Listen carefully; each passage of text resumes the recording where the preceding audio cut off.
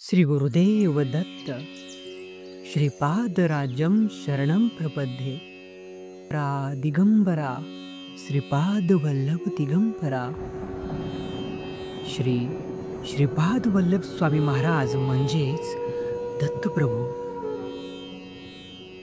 श्रीपाद वल्लभ प्रभूंचा जन्म इसवी सन 1320 मध्ये माता सुमती व पिता अप्पलराज शर्मा यांच्या पोटी, जन्मस्थान पिठापूर, जिल्हा गोदावरी, आंध्र प्रदेशातील एका पवित्र क्षेत्रात झाला। वेश श्रीपाद प्रभू ब्रह्मचारी होते। त्यांचा कार्यकाळ, श्रीपाद वल्लभांचा आयुष्यकाळ व त्यांचा कार्यकाळ 30 वर्षाचा होता। कर्मभूमी कुरोपूर, कर्नाटक। कुरोपूर हे एक बेट आहे। श्रीपाद प्रभू दत्त संप्रदायातील प्रभू श्री दत्तात्रेयांचे प्रथम अवतार मानले जातात। ग्रंथ गुरुचरित्र त्यामध्ये 7, 9 आणि 11 या अध्यायामध्ये श्रीपाद प्रभूंच्या लीलांचं वर्णन केलेलं आहे। स्तोत्र सिद्ध मंगल स्तोत्र, श्रीपाद श्री वल्लभ प्रभूंचे आवडते स्तोत्र, याने ते लवकर फळ देतात। श्रीपाद वल्लभांचा आयुष्यकाळ 30 वर्षांचा होता। त्यांनी 1320 ते 1350 दरम्यान सुमारे 30 वर्ष ह्या पृथ्वीतलावरती वास्तव्य केले। आंध्र प्रदेशातील गोदावरी जिल्ह्यातील पिठापूर हे त्यांचे जन्मठिकाण। तेथून ते कुरोपूर या ठिकाणी गेले। त्यांना अलौकिक बुद्धिमत्ता प्राप्त होती। आपल्या भावंडामधील अपंगत्व दूर करून त्यांनी माता पित्यांची चिंता दूर केली। त्यांनी जगन्नाथपुरी, काशी, बद्री केदार या तीर्थक्षेत्रांना भेटी दिल्या। 3 वर्ष ते गुप्तपणे गोकर्ण महाबळेश्वर येथे राहिले। त्यानंतर ते श्रीशैल्यावर गेले। त्यांनी संन्यास घेतला नव्हता। ते बहुधा अवधूत वेशाने राहत असावेत। श्रीपाद वल्लभे श्री दत्तात्रेयांचे कलियुगातील पहिले पूर्णावतार मानले जातात।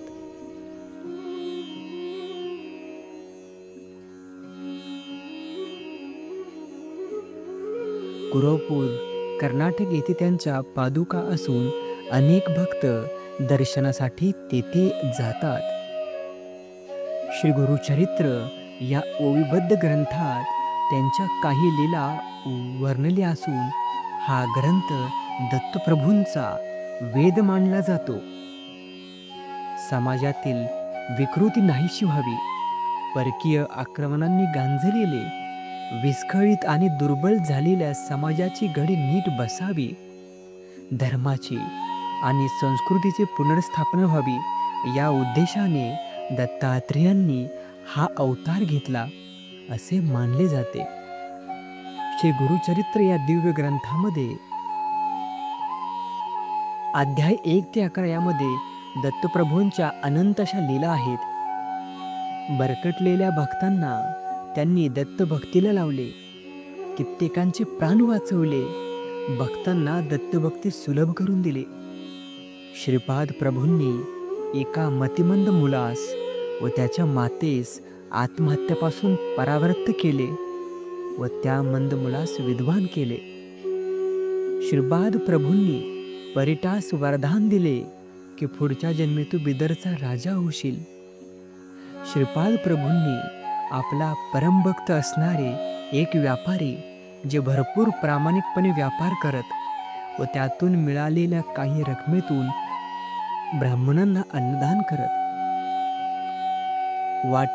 ते एक वेळेस कुरोपूरला येत असताना वाटेमध्ये त्यांना काही चोरांनी गाठले व त्यांना त्यांची फसवणूक करून त्यांना लुबाडून त्यांची हत्या केली।